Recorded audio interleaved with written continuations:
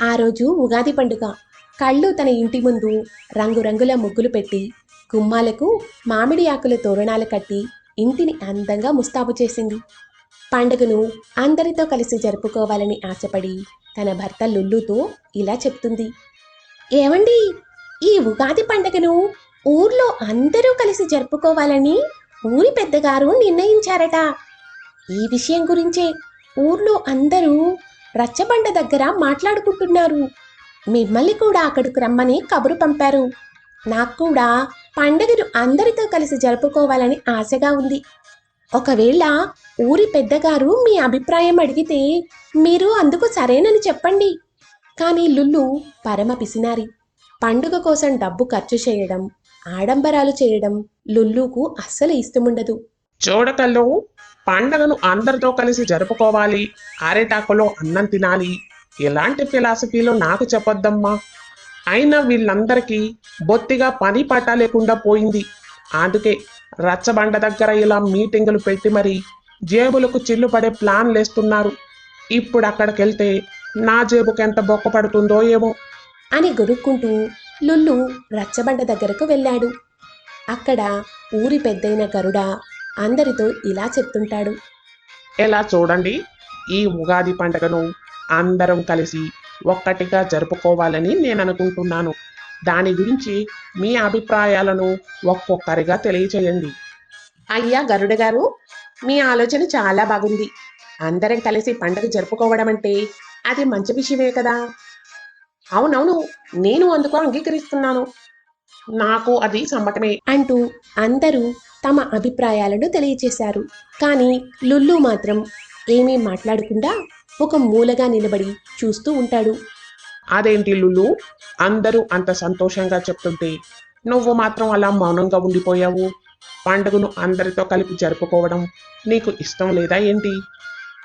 అదేం లేదు గరుడ గారు, అందరితో పాటు నేనును, నాకు అంగీకారమే.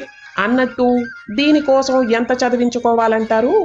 అంటే మరి ఊరందరికీ కలిపి భోజనాలు పెట్టాలి, అలాగే ఉగాది పచ్చడిని తయారు చేయించాలి, అందుకు అవసరమైన వస్తువులు సరుకులు కొనాలి. అన్నింటికీ కలిపి సుమారు 1000 రూపాయల వరకు అవ్వచ్చు. కాబట్టి ఒక్కో ఇంటికి 100 రూపాయల చొప్పున ఇస్తే సరిపోతుంది అని చెప్తాడు గరుడ. అందరూ అందుకు అంగీకరించి ఎవరింటికి వాళ్ళు వెళ్ళిపోయారు. లుల్లు ఇంటికి వెళ్తుండగా దారిలో అతనికి పక్క ఊరిలో ఉండే పప్పు కనిపించాడు. ఏంట్రా పప్పు, మీ ఊర్లో ఉగాది పండగ జరుపుకోవట్లేదా? ఎలా మా ఊరికొచ్చావు? మరేం లేదు లుల్లు, ఈరోజు ఉగాది పచ్చడి చేస్తారు కదా, అందులో మామిడికాయలు కూడా వేస్తారు. మరి మామిడికాయలకేమో ఇప్పుడు మంచి గిరాకీ ఉంది. ఒక్కో కాయను 20 రూపాయల చొప్పున అమ్ముతున్నారు. అందుకే మీ ఊరిలో రేటు ఎలా ఉందో కనుక్కుందామని ఇలా వచ్చాను. సరే సరే, నీతో మాట్లాడుతుంటే నాకు ఆలస్యం అవుతుంది. ఈసారి కలిసినప్పుడు తీరిగ్గా మాట్లాడతాను అని చెప్పి పప్పు వెళ్ళిపోయాడు. పప్పు మాటలు విన్న లుల్లుకి ఒక ఆలోచన వచ్చింది. ఏంటి, ఒక్కో కాయకు 20 రూపాయలా? అయితే ఈ పక్కనే ఉండే అడవిలో చాలా మామిడి చెట్లు ఉన్నాయని విన్నాను. అక్కడ నుండి 10 కాయలు తెచ్చి అమ్మానంటే చాలు, నాకు 200 రూపాయలు వస్తాయి. అసలే పండగ కోసం 100 రూపాయలు ఖర్చు పెట్టాను, ఇంకో 100 లాభం అన్నమాట. కొత్త సంవత్సరం, కొత్త వ్యాపారం అనుకుంటూ లుల్లు అడవిలోకి వెళ్ళాడు. అడవిలో చాలా దూరం వెళ్ళాక లుల్లుకి ఒక పెద్ద మామిడి చెట్టు కనిపించింది. దానికి చాలా మామిడికాయలు ఉన్నాయి. అబ్బా, ఈ చెట్టుకు ఎన్ని మామిడికాయలున్నాయో! వీటన్నింటినీ కనుక అమ్మితే నా దగ్గర చాలా డబ్బులుంటాయి అని సంతోషపడుతూ లుల్లు చెట్టెక్కి కాయలు తెంపబోయాడు. ఇంతలో అక్కడ పెద్దగా ఏదో శబ్దం వినిపించింది. ఏయ్, ఎవర్రా నువ్వు? నీకెంత ధైర్యం ఉంటే నా చెట్టు కాయలేకొస్తావు? ఇప్పుడు నేను ఏం చేస్తానో చూడు అంటూ ఒక పెద్ద రాక్షసి అక్కడ ప్రత్యక్షమై లుల్లుని కర్రతో బాగా కొడుతుంది.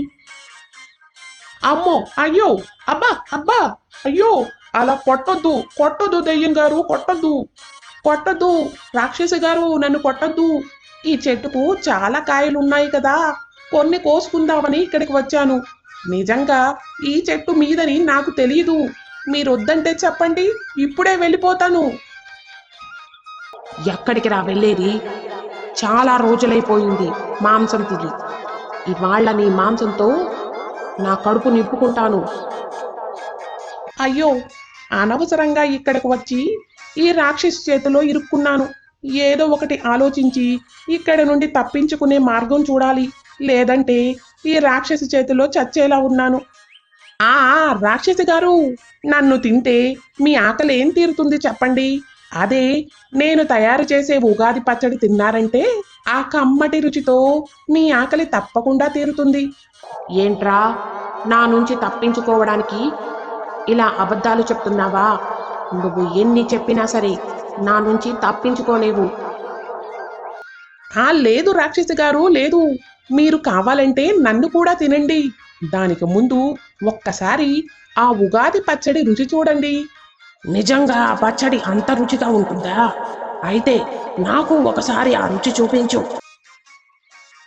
అంటుంది ఆ రాక్షసి. దాంతో లుల్లు ఉగాది పచ్చడి కోసం కావలసిన వస్తువులు చెప్తాడు. ఆ రాక్షసి నిమిషాల్లో వాటిని లుల్లు ముందు పెట్టింది. వాటితో లుల్లు ఉగాది పచ్చడి తయారు చేసి రాక్షసికి పెట్టాడు. పచ్చడి తిన్న ఆ రాక్షసి అబ్బా, మంట మంట, నీళ్ళు నీళ్ళు అంటూ గట్టిగా అరుస్తూ అడవిలోకి పరుగులు పెట్టింది. లుల్లు తెలివిగా ఆలోచించి ఆ పచ్చడిలో చాలా మిరపకాయలు వేయడంతో రాక్షసికి కారం వేసింది. దాంతో అది కారం తట్టుకోలేక నీళ్ల కోసం పారిపోయింది. అమ్మో, ఎలాగో ఈ రాక్షసి నుండి తప్పించుకోగలిగాను. ఇక ఇక్కడ ఒక్క క్షణం కూడా ఉండకూడదు. అంటూ లుల్లు అక్కడి నుండి వెళ్ళిపోయాడు.